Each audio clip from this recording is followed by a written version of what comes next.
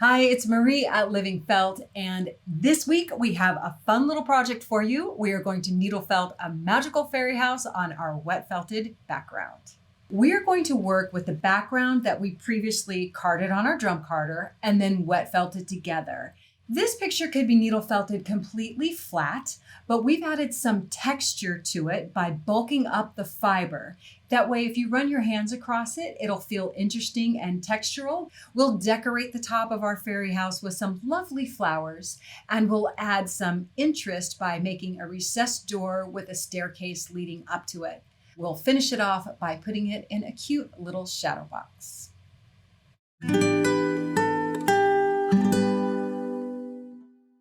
On the supplies for this project, we're going to be working with batting for the base designs. I'm using MC1 cotton white for my mushroom, and then you can choose any browns or natural tones or any color really that you like for your mushroom cap. I'm using a natural bergschaft gray and then embellishing it with some browns. So these are just some ideas of colors you might choose. I also like to use the brown for the trim around the door, and you might like some more wood elements in your picture as well.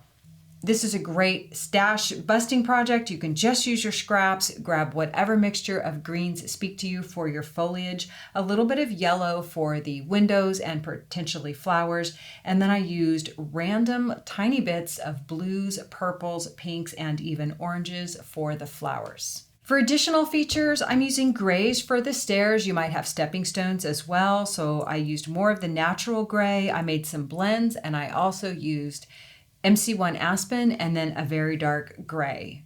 In addition to the batting fibers, I went back over my picture and used some of the same fibers that we used in the background sky and grass. This is our Decadence Blend Fairy Grass, and I have a lovely collection of greens, including the shiny bits, and you can pull out these little bits for your flowers, your stems and leaves.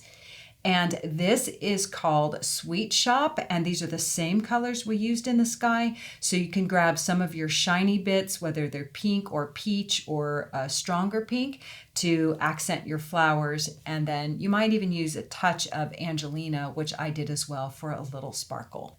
I will be needle felting on our Wow felting mat. Primarily, I like to use the 42 triangle as a single and then a little cluster together. You might also like a holder.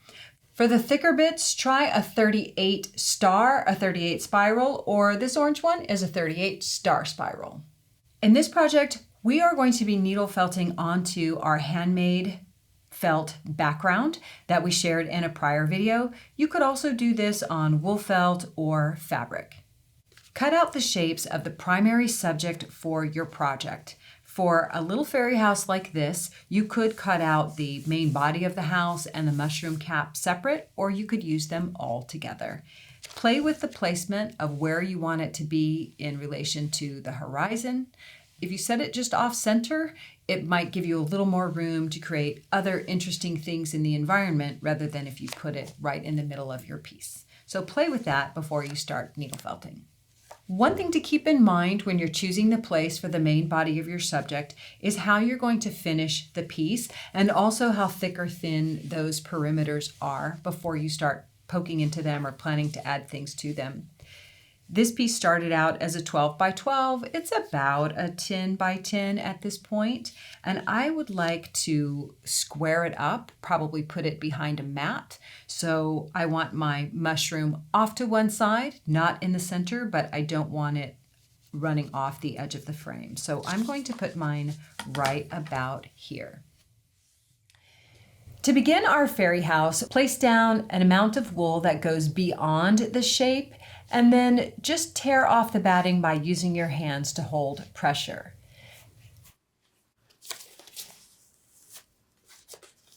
Outline around the shape with your felting needle to get the major lines of your fairy house.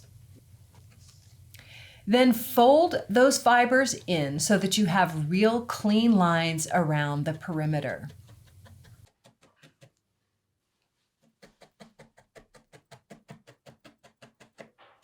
We're going to be designing on top of this, so it doesn't need to be overly thick, but if you want to make it dimensional, you can as well.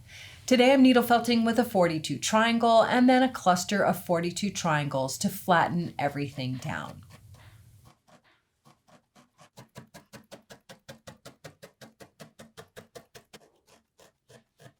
For the roof, I want it to have some dimension and texture.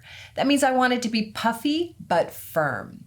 So tear off a shape that you can fold to fit within the lines of the roof of your mushroom house. Fold under the bottom edge because this is the area that I want to have a nice rim sitting over the top of the house, and then tuck the top edges in as well.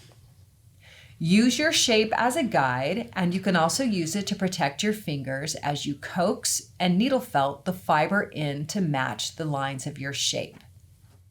To start with here, our roof is rather puffy and full of air, and that makes it a great time to start to get the shapes you want. This might remind you of needle felting a gnome hat that we've done before on 3D shapes, and we begin to sculpt in the texture, the lines, the curves, and the lumps and bumps that we want to keep. This reminds me a little bit of bark on a tree or a really textural mushroom cap, and that's what we're going for.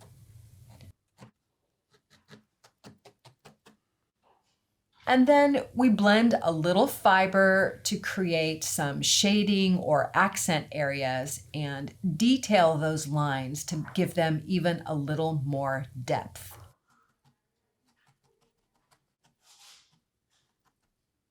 Once we have those lines basically in place, then we'll go back and needle felt all of our shapes a little bit more and start to make them more dense while doing our best to keep the texture. Of course, if you want your mushroom cap to be flat, you can do that as well. Continue needle felting because you want it to be firm, you don't want it to be loose. Once you have your shapes in place and you're happy with them, go back over and accent any shadow areas, especially underneath the rim of your mushroom cap.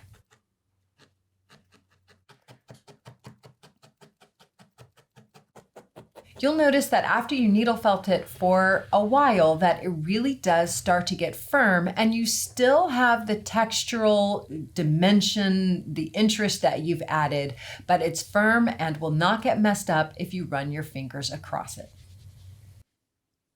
We will start by needle felting the door of our mushroom house.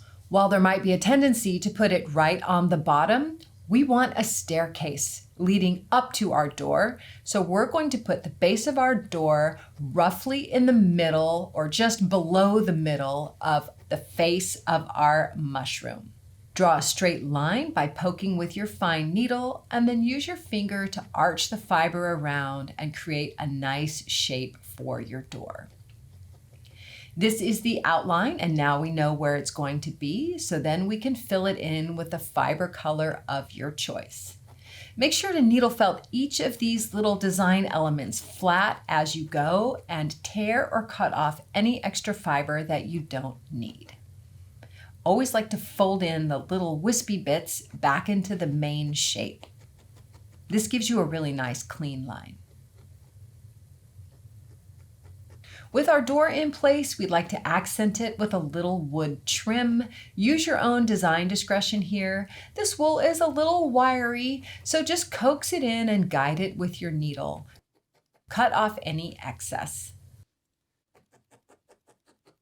Blending a little bit here because I want my door to look a little ruddy and have a little interest. So by blending the gray and this purple or magenta fiber, we can start to create a little shadow and a little detailing around the door. A little bit goes a long way. I'd like to have a little window in my door, so we have our own built-in peephole. Guide just a tiny bit of fiber. You don't even have to shape it before you put it on the door. You can guide and shape it just with your fine felting needle as you're putting it on your piece. Now we have a little window. I use a little twirling method to add a doorknob.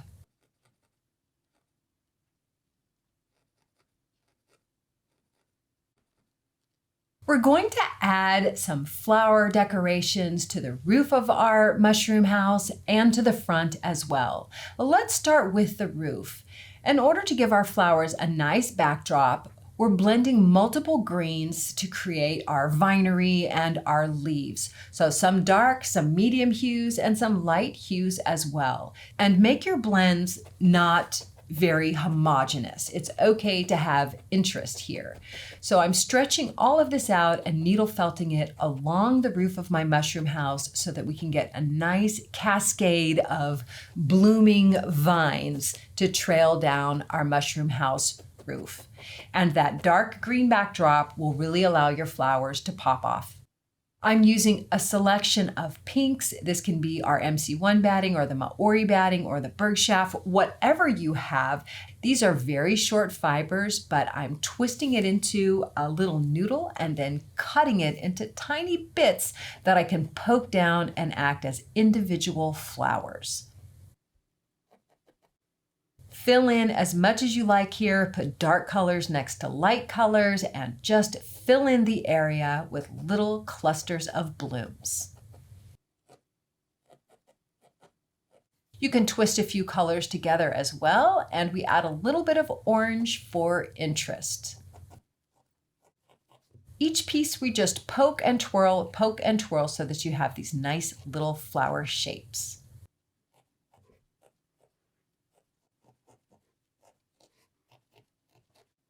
You can bring in some of your luster fibers such as bamboo, viscose, or Tessa silk and needle felt that right on top. I just wisp some together and then twirl them on my felting needle and poke them in. These little bits will add some nice sheen and texture to your flower clusters.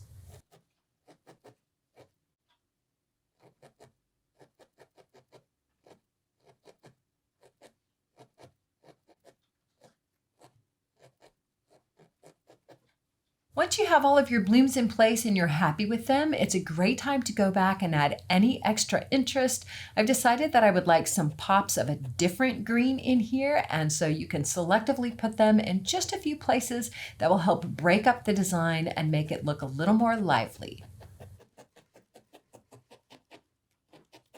Of course, with our door in the middle of our mushroom house, we're going to need some steps and a little landing to walk out onto. I'm mixing a few shades of gray here, go dark, medium, and light, because stone has lots of variegation in and of itself. I start by tracing a very dark gray line right underneath the door, and this is going to start to form the base of our platform. We'll have dark creases in between steps with lots of variegation. So the easiest way for me to approach this is to kind of go step by step. I do find it helpful at first to start with where the divisions of the steps will be, and I do that by starting to trace where are those creases in the steps or the edges of the steps, whatever makes sense to your mind. And then I go back and fill in what's really the top of the step above that line.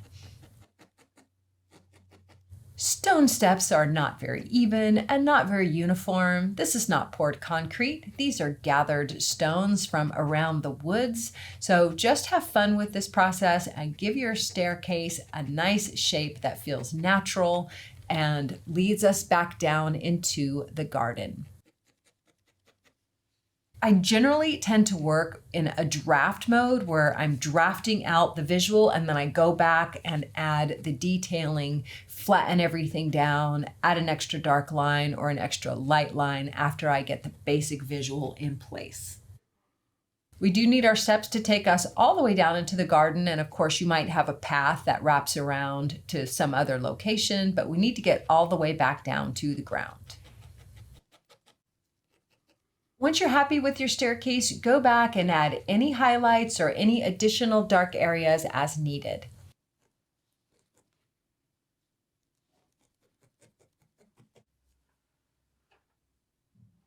Now we want lots of flowers around our door as well, because this is a fairy house, so it's going to be very cheerful and very lively. So again, we take our variegated blend of green wool fibers and create a backdrop for the flowers that will trail around the top of the door and alongside the staircase.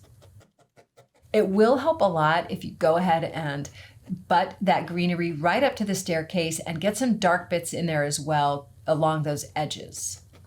Now I'm working with different color flowers, purples and blues for the flowers along the door. Whatever you want is good here. And we create this little sort of fiber mishmash, which we did on trees in the past, but again, just little bitty clumps that you can pull from and add little blooms around the vinery.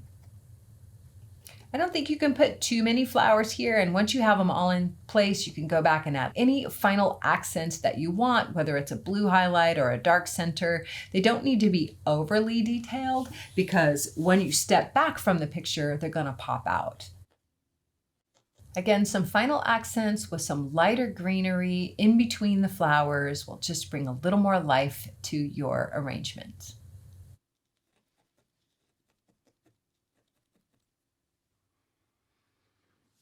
I'd like for my mushroom house to look a little bit ruddy and not so perfect, so I'm blending a little of the core wool with some brown just to make it have a little bit more interest and I don't know, like ruddiness is all I can really think to say. I really like that. So blending a little bit here as an accent, and it'll also add some shading.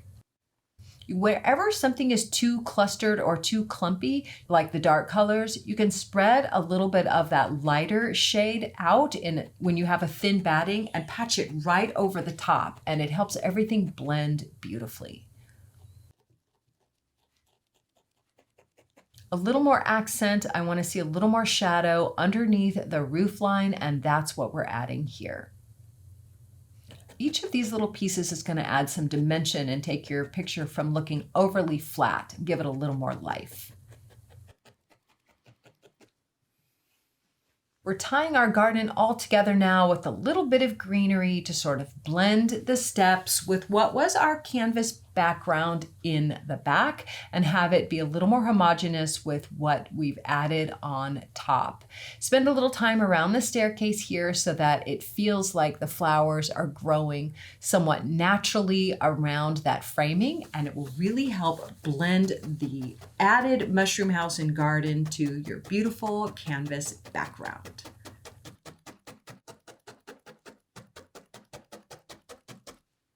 To begin laying out the fibers for this garden, I really want some tall stems. We're using a merino silk blend because you're going to have a little bit of sheen built in, and we'll just start by creating some long stems for our flower buds to sit on. You can trim these if you want, anchor the bottom, and then pull the fibers up, or vice versa. You could start at the top and then anchor them down. This merino silk blend has some variegation in it, and that's going to lend a lot to adding some interest to your garden since it's not just one color, and then you have the benefit of sheen.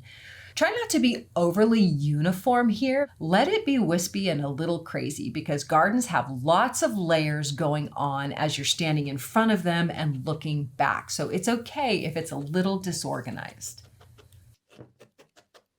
Again, to create the flowers, I'm starting with a long wispy bit that I've rolled between my fingers and am cutting wool and silk or viscose.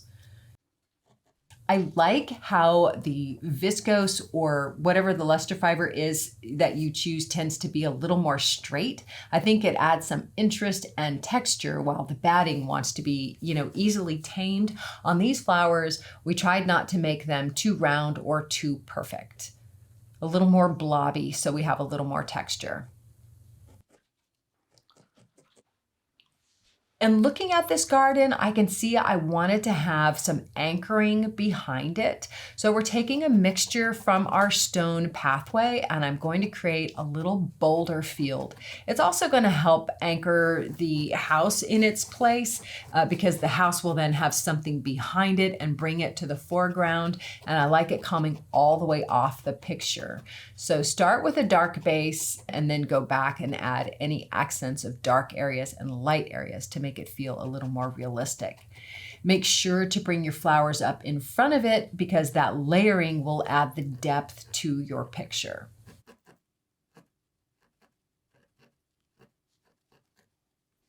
For the other side of our garden, We want to add some flowers as well. And of course, we'd like to bring in a few more colors to bring this picture to feel like a very natural garden. Again, with our stems, we want to do some layering and make sure you layer over even the greenery that's going around the door. For these fibers, we're using some merino top, some viscose, and some Angelina because every good fairy garden should have a little bit of bling and sparkle. Blend these together and then create your flowers in any way you choose. This time I'm putting down the fullness of the fibers in little skinny strips and then just twirling them all together into beautiful, shiny, sparkly flowers.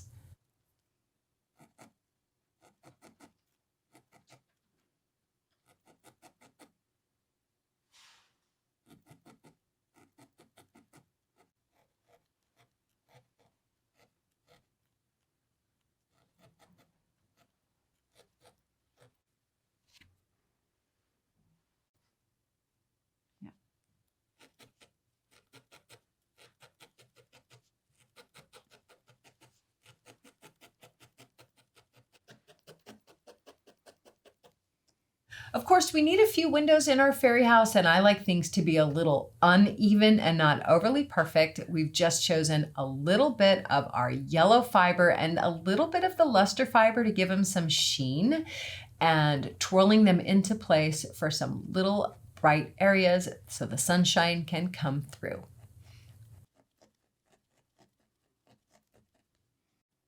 Trimming around your windows can add some nice little accent, and you can see that you can just needle felt the end of a piece of fiber, draft it out into a very thin line, and poke it as you drag it around. You really don't need to shape it very much in advance. This method works really well and is super easy. We've been needle felting on our wow mat and we want to release our picture now. Just hold the mat flat and you can see that actually very little fiber has transferred to the mat. Most of it is on top of our picture exactly where we want it, and our mat only needs a little bit of cleaning to be ready for the next project. It has stayed intact and held up really well, which is why we love it. An alternate idea is to use your canvas background as the backdrop for a subject that can be changed out over the seasons. Here's an example of two little fairy houses that we needle felted together on 100% regular wool felt. And we can cut them out and put them on this background and make it a changeable, fantasy, playful background. I'll be mounting mine temporarily to my wet felted background and putting it in a shadow box. I just love how this little piece came out. I think it's so sweet and enchanting. I love how the Angelina really lights up the grass here and how these flowers play in front of the rocks. Probably a favorite is just the way you can get so whimsical with all the flowers all around the fairy house wherever you like them. I think there's lots of opportunity here to explore other elements, and that's totally up to you. I'm trying to decide whether to add a little sign or a mailbox or some things hanging off the roof, but it's a really fun process. I hope you'll give it a try and then let us see what you come up with. I hope you've had fun needle felting this picture with us, and I can't wait to see what unique additions you make to yours. I think I'm going to keep working on mine, and that's the beauty of the shadow boxes. You can take it out and just keep adding to it if you want. We look forward to seeing what you make, and if you're interested in more 2D needle felting videos, check out this video right here.